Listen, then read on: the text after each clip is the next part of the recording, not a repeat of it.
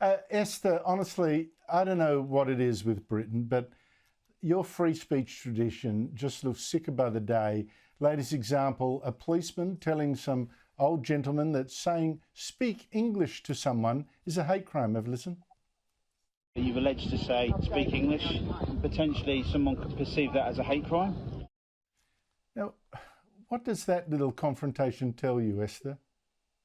It tells us what we've already known, that we've lost our minds. If you watch the entirety of the clip, one of the people said, actually they said speak clearly, because one of them had a hearing impairment, which if I was the police officer, I would just say, okay, never mind. But what has happened to Britain is our police officers are not choosing to solve burglaries or murders or more serious crimes or detain people that walk around our streets with machetes. What they're doing is they're taking the easy way out, because the government has given them an excuse, by going after hate crimes.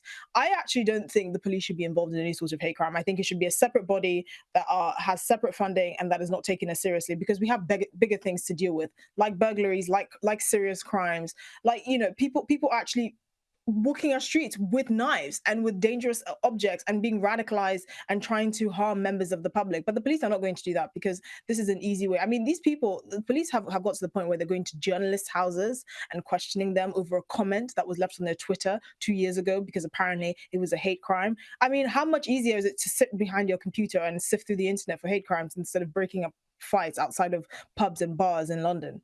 You tell me. Oh, absolutely. I mean, be fair, Esther, who would you rather arrest? Some street hood with a machete running around, or an elderly gentleman having a cup of coffee who's hearing impaired? I mean, stands to reason, doesn't it? Meanwhile, more illegal immigrants are pouring into Britain. On Saturday, more than 600 more boat people arrived. You've got new records being set all this year. Why is that?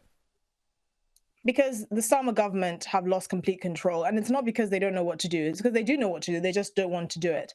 And I suspect, alongside rising energy prices and ridiculous house costs, this influx of illegal immigrants, coupled with the really high unsustainable levels of legal immigration, are what's going to radicalize this country come the next general election. They have completely lost control. They keep talking about arresting, the people smugglers and breaking up their network. But it's like a game of whack-a-mole. I mean, some of these gangs are making upwards of £1 million a month just from transporting people from unsavory parts of the world to the West, including France and the UK. So there's no other way to stop this than to make the UK an undesirable destination. If you come here illegally via small boats, you'll either be imprisoned on the Ascension Islands, for example, or you will be sent back.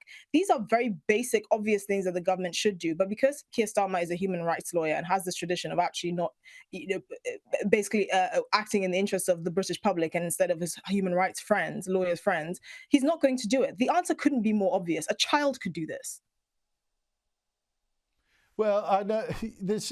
For one, I think the way things are going, Esther, you should rename your border force. Have another look at the overlay I ran of the border force with these 600 boat people. What border force is actually helping people to arrive in Britain rather than, I don't know, what you do to the boats, send them back like we do, tow them back, or I don't get it. Esther Krakue, thank you so much. It's a taxi service. Our border service is a taxi service. I know, that's it. Well, call it border taxi.